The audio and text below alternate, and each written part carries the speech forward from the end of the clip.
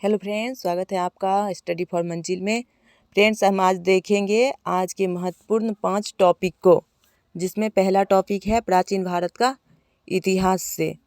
इसमें क्या क्या पढ़ना है वो देखेंगे। सबसे पहले प्राचीन भारत के इतिहास के अंदर वैदिक संस्कृति को देखेंगे और देखेंगे कि वैदिक संस्कृति में क्या क्या हमें देखना है। सबसे पहले तो देखेंगे कि आर्य लोग जो थे उनसे क्या मतलब है, आर्य किसे कहते थे। उसके बाद आर्य कहाँ से आए थे। उसके बाद भारत में सर्वप्रथम कहाँ आकर बसे। आर्य जो था वो भारत में सर्वप्रथम कहाँ आकर बसे थे। आर्य के बारे में कुछ क्या बोलते हैं विद्वान ने स्टेटमेंट भी दिए हैं। वो वहाँ से आए थे, वहाँ से आए थे, उसे भी आप याद कर लीजिएगा, क्योंकि वहाँ से क्वेश्चन आया था तो आएगा भी। उसके बाद देखेंगे आर्य संस्कृति की प्रमुख विशेषता, जैसे उनका धर्म, उनका रीति रिवाज, उनकी रोजगार, उनकी रहन सहन, उनका घर कैसा था, पकीट का बना था। आर्य संस्कृति की प्रमुख विशेषता में आ जाएगा उनकी राजनीति व्यवस्था कैसी थी, वो कबीलाई व्यवस्था पे निर्भर थी। उसके बाद हम देखेंगे उनका रीति रिवाज क्या था, पुरुष प्रधान था, महिला की प्रधानता कम थी, यहीं से महिला की प्रधानता और स्थिति गिरने लगी थी। इन सब चीज़ों को देखते हुए आगे बढ़िएगा। फिर हम देखते हैं नेक्स्ट टॉपिक को। हाँ फ्रेंड्स, अगर आप नए हैं तो सब्सक्राइब ज़रूर कर लीजिए, क्योंकि हम रोज़ इस टाइप से इम्पॉर्टेंट टॉपिक आपको देते हैं और बताते हैं क्या क्या पढ़ना है और क्या क्या नहीं पढ़ना है। इससे आपको पढ़ना बहुत आसान हो जाएगा और कम टाइम में बहुत ज़्यादा तैयारी हो जाएगी। अब देखते हैं नेक्स्ट टॉपिक को। नेक्स्ट टॉपिक है आधुनिक भारत के इतिहास से। आधुनिक भारत इतिहास में देखेंगे 1857 की क्रांति।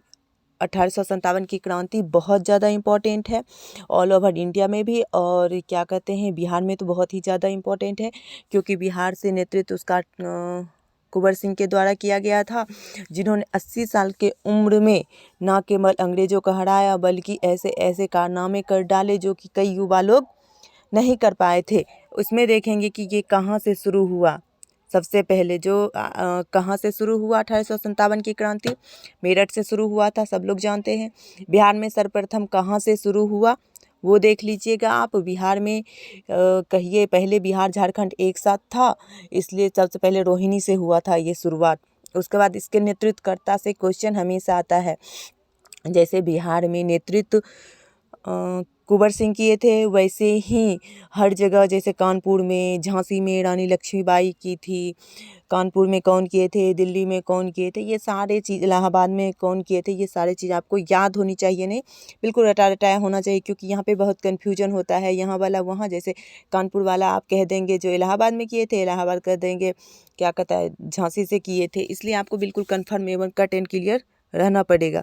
उसके बाद देखेंगे विद्रोह के दबाने में किस अंग्रेज ऑफिसर्स ने नेतृत्व किया, यानी कि जब हम नेतृत्व कर रहे थे, विद्रोह कर रहे थे, उसको दबाने के लिए कहाँ पे कौन ऑफिसर ये किया था वो हम देखेंगे। जैसे दिल्ली में आउटराम हुड्सम सब किया था, झांसी में ह्यूरोज ने किया था, इस टाइप से हम देखेंगे बिहार में कौन कौन किया था, और सभी जगह के एक डाटा बना लेंगे, एक चार्ट बना लेंगे, उसको बार बार पढ़ते रहेंगे, रटते रहेंगे, याद हो जाएगा।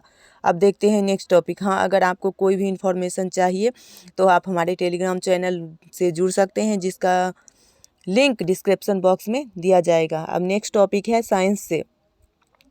साइंस में फिजिक्स के देखेंगे। इसमें है सबसे पहला मतलब टॉपिक है आज का कार्य ऊर्जा एवं शक्ति। ये बहुत ही ज़्यादा इम्पोर्टेंट है, खास करके इसका जो ये सेक्शन है बहुत इम्पोर्टेंट है। ऊर्जा संरक्षण का नियम आप पढ़ लीजिएगा, क्योंकि इसका ना तो निर्माण किया जा सकता है ना तो विनाश किया जा सकता है, बस एक रूप से दूसरे रूप में परिवर्तित किया जा सकता है। और भी कुछ जो परिभाषा हैं वो आप देख लीजिएगा। उसके बाद देखिएगा ऊर्जा रूपांतरण करने के कुछ उपाय, जैसे गतिज ऊर्जा को स्थितिज ऊर्जा में कैसे बदला जा सकता है, रासायनिक ऊर्जा को विद्युत ऊर्जा में कैसे बदला जाएगा, क्या बोलते हैं प्रकाश ऊर्जा को विद्युत ऊर्जा में कैसे बदला जाएगा, ये सारे चीज़ आपको याद कर लेना चाहिए, क्योंकि अधिकांशतः देखा गया है कि यहाँ से क्वेश्चन आते रहता है। ये बहुत अच्छे से आपको पता होना चाहिए। फिर गतिज ऊर्जा, काइनेटिक ऊर्जा, ये सारी फॉर्मूला आपको याद कर लेना है। अब देखते हैं फिजिक्स के बाद केमिस्ट्री को। प्रमुख अधातु एवं उसके कंपाउंड में, फ्रेंड्स मैं तो कल बोली ही थी, धातु अधातु और मिश्र धातु अगर मिला देते हैं तो यहाँ से एक दो क्वेश्चन आ जाता है, इसलिए ये बहुत ही ज़्यादा इम्पोर्टेंट है। अधातु, कल धातु हम लोग कर ही चुके हैं। अब अधातु में देखेंगे प्रमुख धातु एवं उसके कंपाउंड को। प्रमुख धातु एवं उसके कंपाउंड से भी क्वेश्चन आता है और पूछ देगा ये क्या है। उसके बाद देखेंगे अधातु का क्या क्या गुण होता है, ये विशेषताएं देख लीजिएगा। फिर देखिएगा अपवाद कौन कौन सा अधातु है। फिर देखिएगा सबसे कठोर, सबसे हल्का और सबसे भारी अधातु कौन कौन सा है। फ्रेंड्स, आप जितना ही अच्छा करेंगे, जितने ही सीरियसली होकर होमवर्क फॉलो करेंगे, आप सफलता के उतने ही करीब पहुँचते जाएंगे। हमारी एक ही मात्र उद्देश्य है आप लोगों को अच्छे से अच्छे तैयारी करवाना। अब नेक्स्ट टॉपिक देखते हैं, है जीव विज्ञान से। नेक्स्ट टॉपिक बायोलॉजी से। बायोलॉजी तो मैं कल बोली थी पोषक पदार्थ, और उसमें है विटामिन, जो कि बहुत इंपॉर्टेंट है। कल आप लोगों को पढ़ने के लिए दिया गया था, आज इसे आप रट लीजिएगा। जैसे विटामिन का रासायनिक नाम आपके जुबान पे होना चाहिए। उसके बाद विटामिन के प्रमुख स्रोत आपके जुबान पर होना चाहिए, जैसे कि विटामिन सी का आंवला सबसे प्रचुर मात्रा में, विटामिन ए में आम, पके हुए आम में भी बहुत ज़्यादा पाया जाता है।